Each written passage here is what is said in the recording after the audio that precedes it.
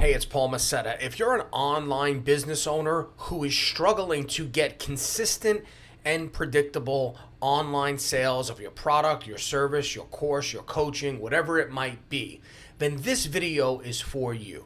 You see, as the world is changing and more people are getting access to AI, competition is getting thicker and marketplaces are getting more and more saturated. Why? Because everybody and their brother is now a content creator, a guru, a course creator, a problem solver, whatever it might be. The AI is giving them access to create courses, create products, create services, and even create marketing campaigns. And so if you, as a product owner, as a coach, as a consultant, as an author, an expert, a guru, are struggling to get consistent and predictable sales because you feel like you're getting lost in a sea of competition, then I want to try to help you fix this issue. The main way to fix this issue is to differentiate yourself from your competitors. Now, there are lots of different ways to differentiate yourself, but today I'm going to show you the fastest, the easiest, and probably the most practical way to differentiate yourself. And that is through something called the problem solution paradigm. Now, as a business owner, you may or may not have heard of something called the unique mechanism. The unique mechanism is the unique part, system, framework, component, algorithm, formula that lies within your solution that enables you to deliver the solution and fulfill on your promise in a way that's different and superior to your competitors. But what's just as important as the solution is the problem and the way that you frame the problem and then tie that problem to the solution that you offer. This is something that I call the problem solution paradigm. And it's my belief and my experience that the better you get at recalibrating the problem solution paradigm, recalibrating the way your prospects think about their problem, and then as a result, the way they think about the possible solutions, that is the most effective way to stand out in the context of creating a marketing campaign. So what I'm going to show you today, I'm going to take you over to one of my courses where I actually break down 10 recalibration frameworks that you can begin using right now to differentiate yourself in your marketing so that you can stop losing out on sales to your competitors, and instead you can get more engagement, more sales, more conversions, and ultimately help more people. So if that's something you're interested in learning about, let's go ahead and jump into the video. If you're interested in learning more about topics like this, like marketing, like getting more online sales of your products and services, then go ahead, leave a comment below, like the video, and make sure you subscribe so you get access when I release more videos like this. If you don't get this right, then the first phase of the campaign, which is to captivate, fails. So remember, the first thing we need to do in a RAM campaign is captivate. We need to first get attention, because if we can't get attention, nothing else matters. So ultimately, the goal in what we're doing here, we're going to cover everything that we need to captivate, okay, or to intrigue. And so how do we intrigue? Like, a lot of people get caught up in this. They're like, oh, do I need to use a pattern interrupt? Or do I need to use some sort of shock factor? Do I need to open up with a statistic? Do I need to open up with a story? So what I want to do is simplify this for you. The goal here is to differentiate through a different idea. That's all we're doing. We are conveying a different idea. Now, this is not the idea behind your product, your service, your brand. It's not that idea. It's the idea behind the problem that the prospect is facing and the new different solution, aka the unique mechanism that you are presenting. So it's the relationship between those two things. And I call that the problem solution paradigm. And the problem solution paradigm and recalibrating that problem solution paradigm is the key to differentiation and intrigue. So let's talk about the problem solution paradigm. What is it? The problem solution paradigm is a way to reframe the way your prospect thinks about their problem, and then as a result, thinks about the solutions that are possible or available to them. So before your prospect engages with your campaign, they're already going to have preconceived beliefs, thoughts, notions, opinions, and outlooks on this problem. And that is going to be based on a multitude of different things. It's going to be based on their prior experience. It's going to be based on things that they've been exposed to, what competitors have told them, what the media has told them, right? So essentially, it's going to be based on what they've personally experienced in their life, either through trial and error or random experience, or what they've been exposed to, okay? And that's going to vary from person to person. Remember, we talked about there are 5 different awareness levels that people have as it pertains to problems. There's unaware, there's problem aware, there's solution aware, right? There's product aware, and then there's most aware.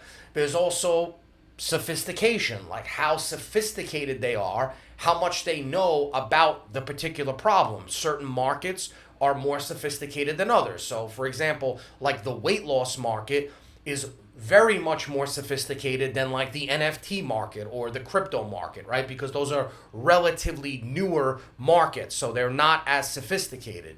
And so the point is that our goal here is to differentiate, okay? I believe that the ability to differentiate in your marketing is the most important thing that you could do, especially in today's day and age.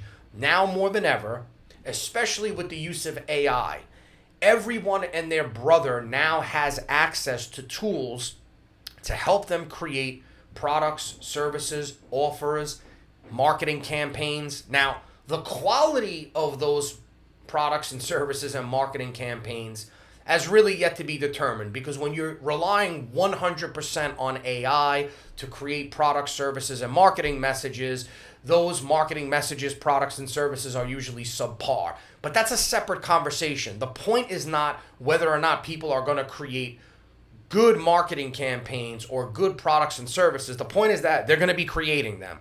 And the fact that they're creating them is going to lead to more competition. And more competition leads to thicker, saturated marketplaces where it's harder and harder to get your message and your offer in front of your ideal prospects. And so I believe that the ultimate goal should be to really figure out the best way to differentiate. And so what I'm going to show you here is, so there are lots of different ways you can differentiate in your marketing. What I'm going to show you here is what I believe to be the most powerful as it pertains to what we're talking about here in terms of building out a marketing campaign that is designed to acquire new clients, customers, and sales. So again, what we're doing here is we're reframing the way they think about the problem and the possible solutions, because that ultimately is a way to get their attention, get them excited, get them curious, and differentiate. So again, in order for this to be new and different, in order to effectively recalibrate the problem solution paradigm, you must understand your audience's pre-existing beliefs. This knowledge allows you to present something genuinely new and different.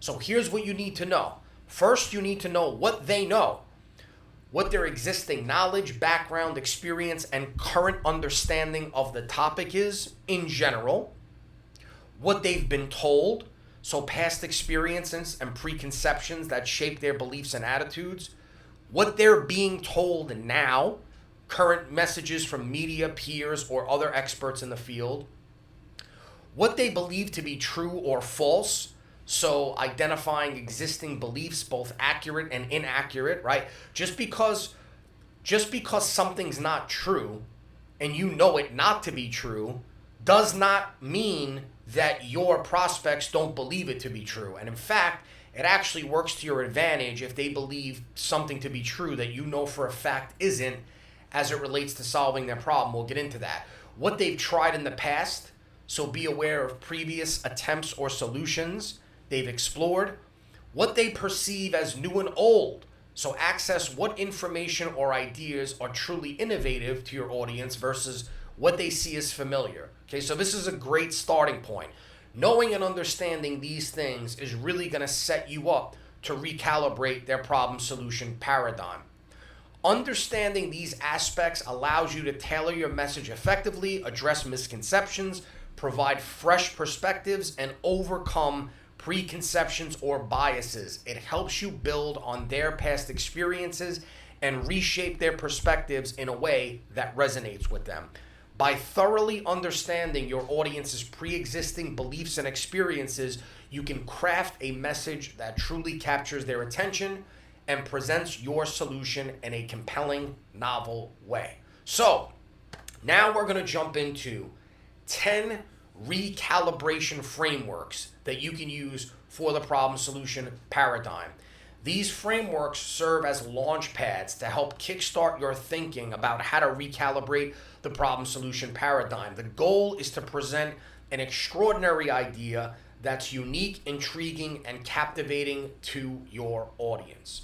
So again, what I found is that in working with dozens of clients, that these are the top 10 frameworks that we've worked on. So in helping to build out dozens of campaigns with coaching clients from all different niches, markets, and verticals, and also crafting over 100 marketing campaigns personally, either for myself or for my clients, what I found is that in analyzing all the different ways to present the problem solution paradigm, I've narrowed it down to these 10.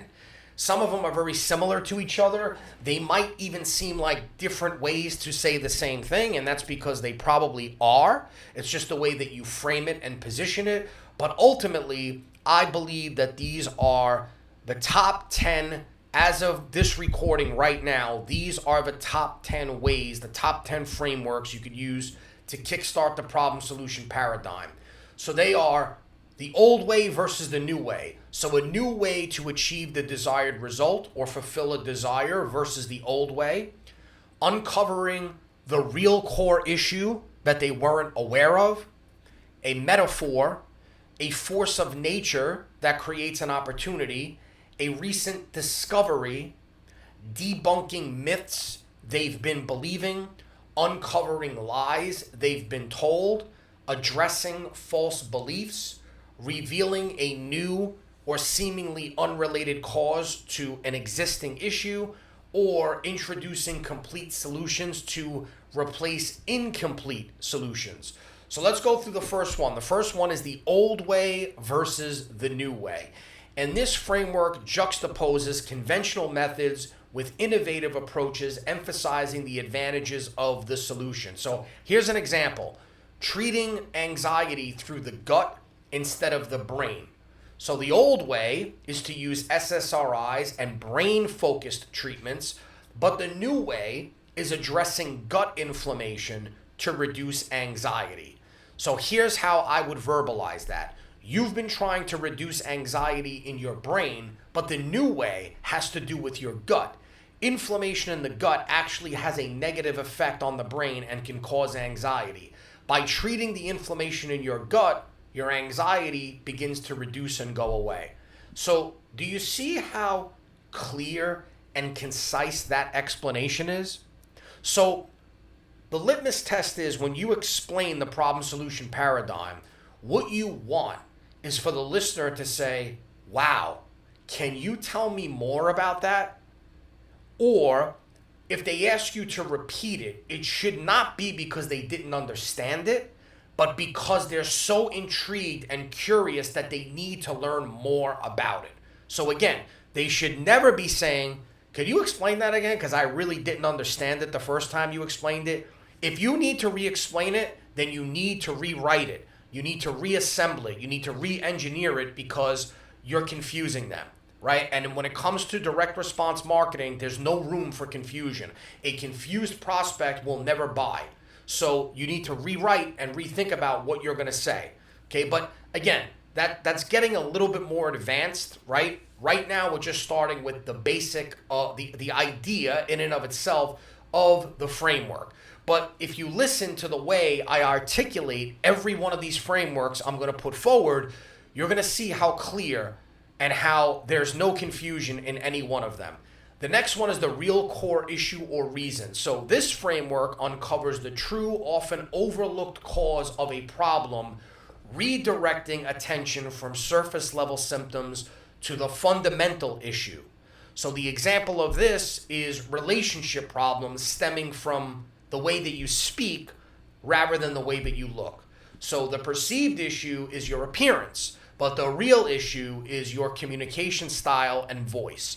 So here's how I would articulate that. Look, the real core issue of why you can't keep a relationship has nothing to do with your looks. It has to do with your voice. It's the way you're carrying yourself, and specifically the way you're communicating with other people that's sabotaging your ability to find and keep a relationship.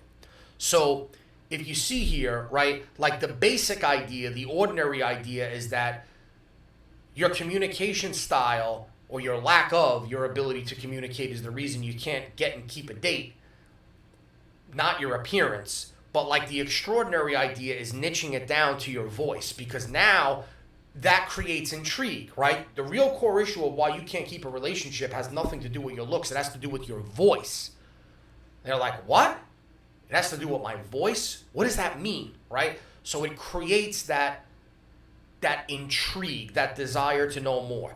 The next one is the metaphor. So this framework employs a relatable concept to elucidate a novel or complex idea, enhancing comprehension and relatability for the audience. So the example of this that I love to give is air frying is a new way to fry food using air, right? So the traditional way of doing it was oil-based deep frying, and the new method, or shallow frying, whatever, and the new method is using air circulation or convection for similar results. So here's how I would articulate that. There's a new way to fry food using air.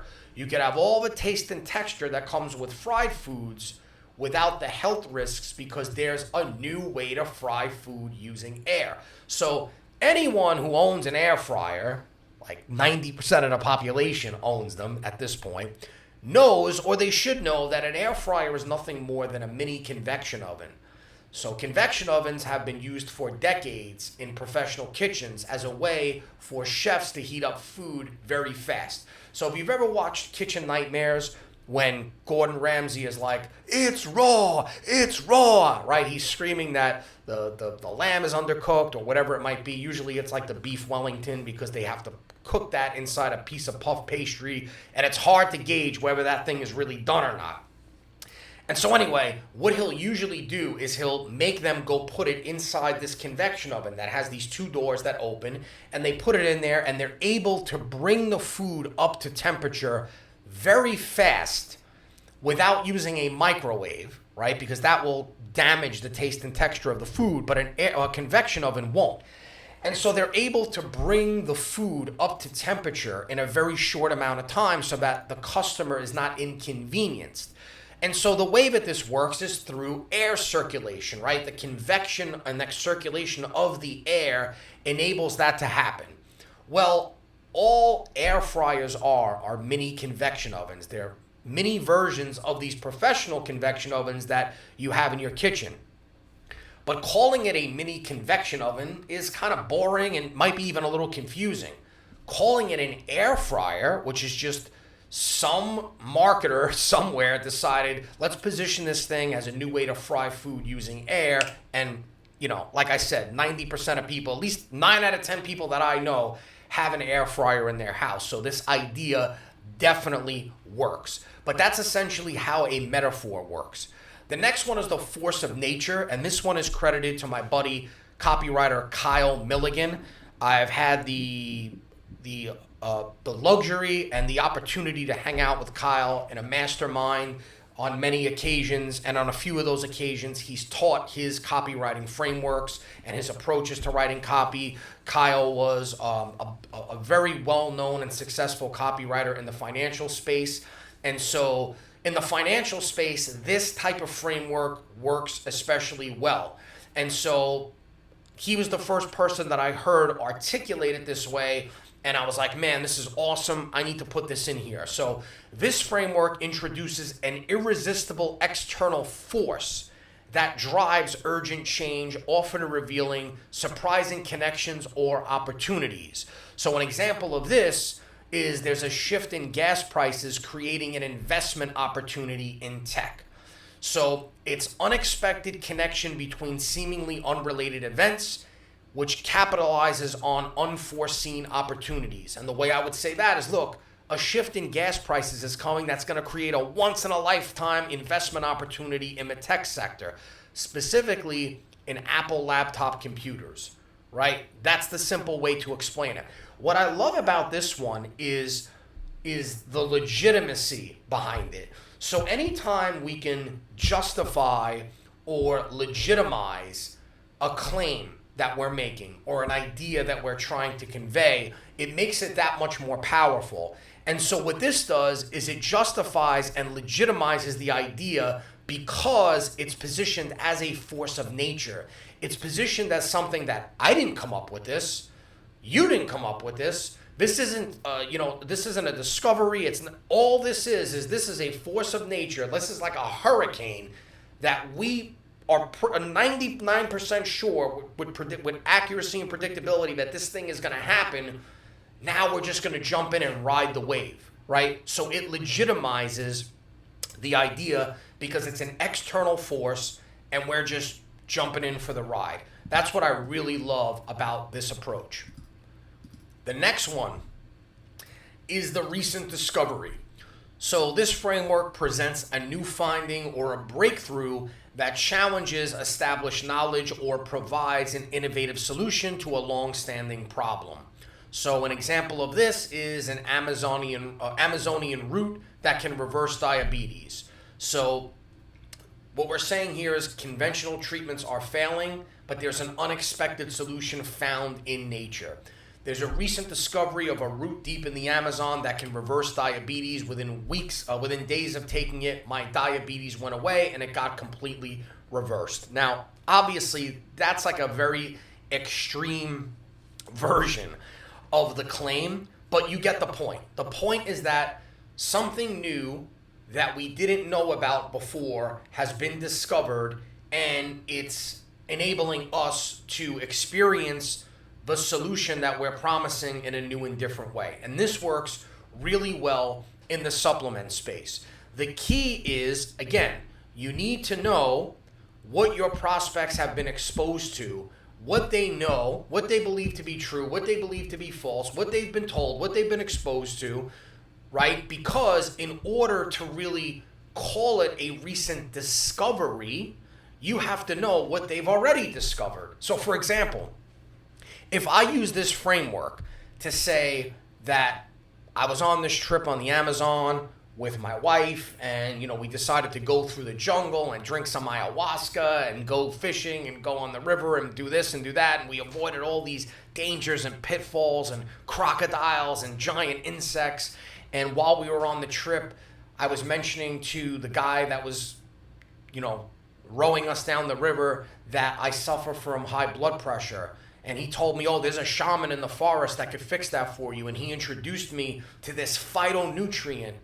And once I started taking this phytonutrient, within days, my blood pressure went down. And that phytonutrient was beetroot powder. I would lose the ideal prospect.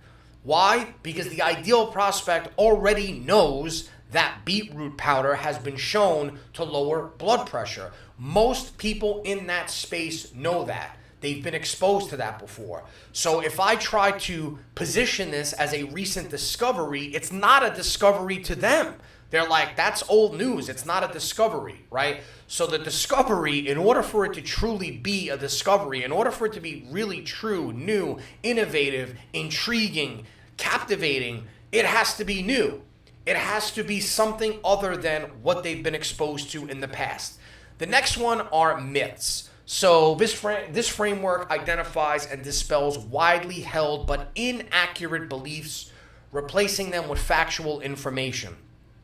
So an example of this is the misconception about dietary cholesterol and serum cholesterol. So the common belief, or the myth, I should say, is that high cholesterol foods cause high blood cholesterol. But the truth is that dietary cholesterol has little impact on serum cholesterol.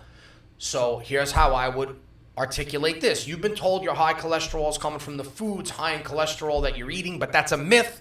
Dietary cholesterol has no relation to serum cholesterol. Now again, this is an example, right? People in the cholesterol market who are sophisticated probably know this by now. I'm not in this space, so I don't know. But I have had conversations with people that still believe that high cholesterol comes from foods that are high in cholesterol. But from what I understand, the American Heart Association, I think in 2017, released a formal statement saying that nutritional cholesterol has nothing to do with serum cholesterol. So my point is that I'm using this as an example. I don't necessarily know if I would actually use this particular example in this space, only because, again, these prospects, especially the very sophisticated ones, they might know this already. The next one are lies. So this framework exposes deliberate misinformation or deception, providing the truth to counter falsehoods. So an example of this is that the misconception about fat and weight gain. So the common belief is that eating fat makes you fat, but the truth is that carbs, sugar, and excess calories are often the culprits. So here's how I would articulate that. Look, you've been misled to believe that fat makes you fat. So here you are trying to lose weight by eliminating fat, when it's not the fat that's making you fat. It's the carbs and the sugar and the excess calories that are making you fat. Next are false beliefs or misconceptions. So this framework tackles erroneous ideas. While not as widespread as myths, still significantly impact decision making, offering accurate information to guide better choices. So the example here is the misconception about cardio and fat loss. So the common belief is that cardio burns fat, leading to weight loss, but the truth is that fat burning equals losing body fat and fat balance. So you believe that cardio burns fat, but that's false. Fat burning is not the same as losing body fat. It's only part of the story. Fat balance, which is the loss or gain of body fat, is determined by the following equation. Fat balance equals fat stored minus fat burned, aka oxidized. So that one, as I read it, I think, that might sound a little confusing, but very sophisticated prospects in this space would understand what I'm saying when I make that statement.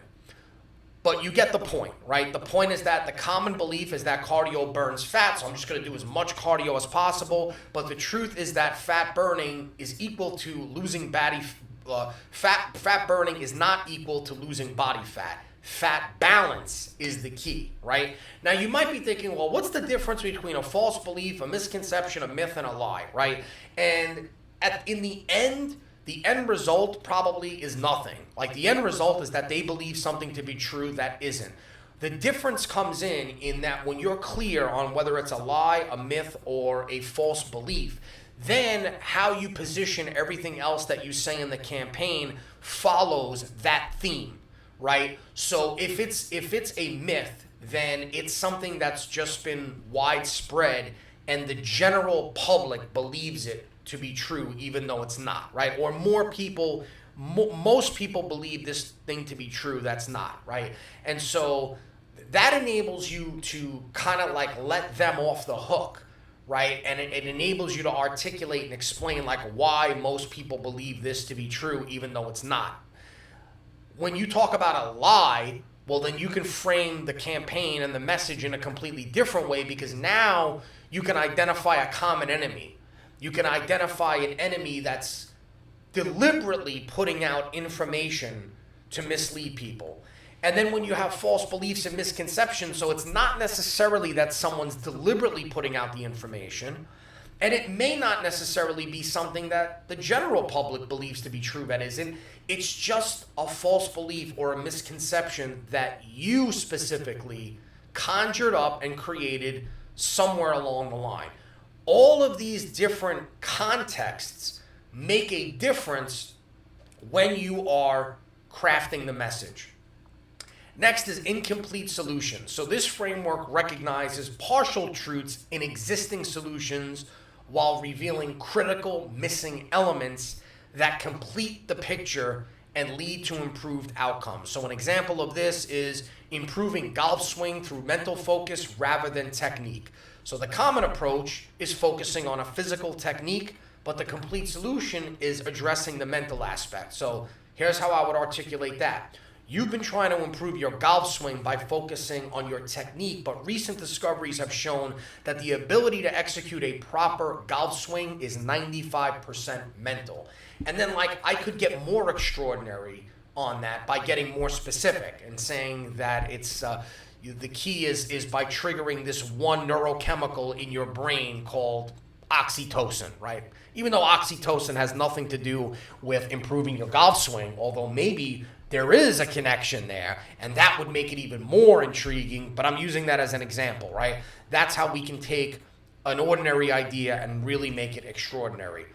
And then the last one is the new or seemingly unrelated cause to an old problem. I credit this one to copywriter Russ Reynolds. And so I've kind of used this one before in a different way, but the way that Russ articulated this really made it clear for me, and so that's why I credit it to him. And so this framework introduces an unexpected factor that appears disconnected from the main problem, but actually contains the solution, offering a fresh perspective. So an example of this is a fat gene that's being turned on, causing weight gain. So the traditional view is that weight gain comes from diet and exercise habits, but the new perspective is that genetic factors play a significant role. So researchers have recently discovered a fat gene that's been getting turned on in people, which causes them to gain weight. Guys, once again, if you enjoyed this video, go ahead, give it a like, leave a comment below, let me know what you think. And again, if you want to see more videos like this, go ahead, make sure you subscribe to the channel and hit that bell notification so you get updated when I release more videos like this.